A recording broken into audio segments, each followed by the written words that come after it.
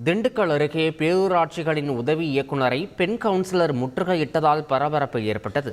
திண்டுக்கல் மாவட்டம் சின்னாளவட்டி பேரூராட்சியில் சமத்துவ பொங்கல் விழா நடைபெற்றது. இதில் பங்கேற்க வந்த பேரூராட்சி உதவி இயக்குநரை கவுன்சிலர் ஹேமா தனது ஆதரவாளர்களுடன் முற்றுகையிட்டார்.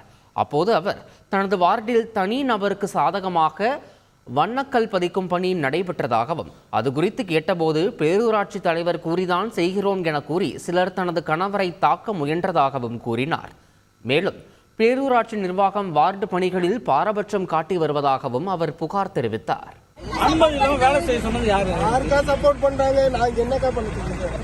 போடாம மிச்ச பெரிய பிட்டெல்லாம் போட்டுட்டு இருக்காங்க. அந்த 3 பிட்ல அவரும் நமக்கு வேண்டியவர் தான்.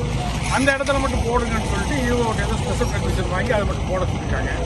இவர் மெம்பர் என்ன சொல்லியிருக்காருன்னா, எல்லாத்துக்கும் போடுங்க, ஒருத்தர் வீட்டுக்கு மட்டும் தனிப்பட்ட முறையில் போடாதீங்க, அது விட்டு தெரிய.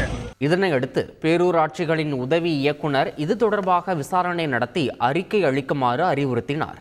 இதனிடையே கல் பதித்துக் கொண்டிருந்த பணியாளர்களை கவுன்சிலரின் கணவர் பணி செய்ய விடாமல் தடுத்ததாகவும் அப்போது வீடியோ எடுக்க முயன்றவரின் செல்போனை அவர் பறிக்க முயன்றதாகவும் மற்றொரு தரப்பினர் புகார் தெரிவித்துள்ளனர். செய்திகளை உடனுக்குடன் தெரிந்து கொள்ள உடனே சப்ஸ்கிரைப் பண்ணுங்க.